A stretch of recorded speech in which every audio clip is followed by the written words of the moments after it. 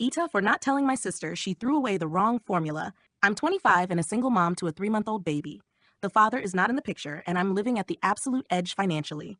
I rent a small apartment in an old building. My older sister has 2 children and is a militant breastfeeding advocate.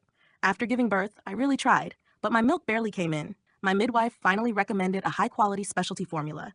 Expensive, but effective. My baby became calmer, healthier, and more content. I knew my sister would never accept that. She used to live in this apartment during college and still has a spare key.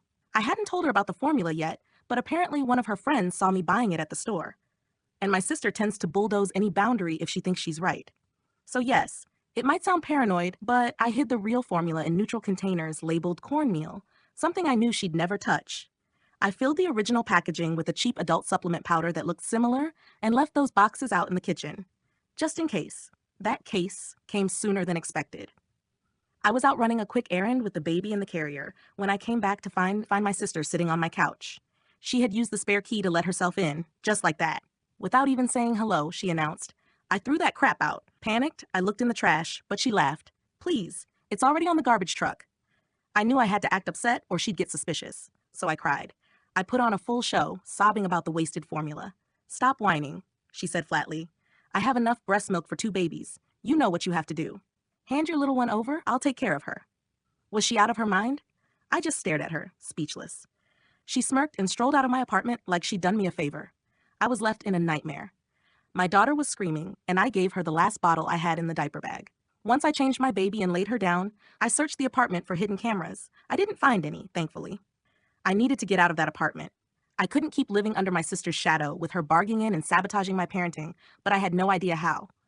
And then the next morning, the water heater broke. Just my luck. I called my landlord. His son showed up the same day to check on it. When he saw my puffy, tear-streaked face, he tried to reassure me. "A busted water heater's no reason to cry," he said gently. "It's not about the heater, is it?" he asked. I shook my head, still sobbing. He pulled out his phone. "I'm calling my mom." Then he got to work, and I rocked my baby.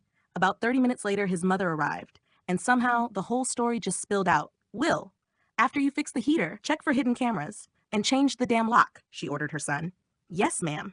Since then, my sister can't sneak in anymore. She still harasses me with phone calls or shows up and bangs on the door.